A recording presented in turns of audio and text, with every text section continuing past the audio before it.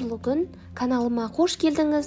Бүгін мен сіздерге сүтсіз айрансыз тек қана сумен жасалатын өте дәмді әрі кестелі болып шығатын құймақтың рецебімен бөлісемін. Жасаған құймағыңыздың не үшін тесік кестелі болып шықпайтындығын видеоның соңында бөлісемін. Сол үшін өткізіп алмай көріңіз. Менің каналымда осы құймақтардың рецебі сүтпен және айранмен жасалатын да түрлері бар. Бұл құймақты жасау үшін ең алдымен терең ыдысқа суды құйып, оның үстіне жарты шай қасық тұз және де 3 ас қасық қант салып, оның үстіне аздаған сұйық май қосамыз. Салынған жұмыртқаның үлкен-кішілігіне байланысты ұнның көлемін аздап өзгертуге болады.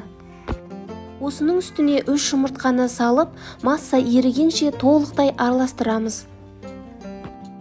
Қант пен тұз ерігенше араластырып, осы ұнның үстіне шай қасықтың ұшымен ғана аз ғана мөлшерде ас содасын салып, бір келкі болғанша венчикпен араластырамыз.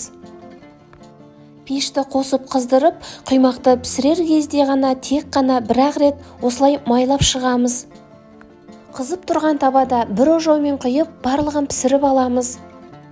Құймақты пісіру барысында қоюлары астына тұнып қалмас үшін үнемі араластырып отырамыз.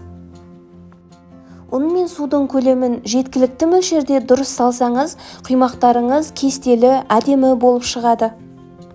Құймақтардың арасынан кестелі тесіктер шықпаса, онда сіз ұнды көп салып қойдыңыз.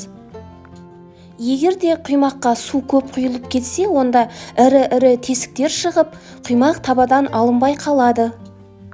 Бір жасағаннан шығатын дәл осы құймақтың жасалу жолын толық рецебін описание бөліміне жазып қалдырамын. Достар, менің каналыма тіркеліп, қоңырауша белгісін басып қоюды ұмытпаңыз. Сол кезде алдағы уақытта шығатын рецептер бірден көрінетін болады. Достар, видео ұнаған болса, өз пікірлеріңізді комментарий бөліміне жазып қалдыруларыңызға болады.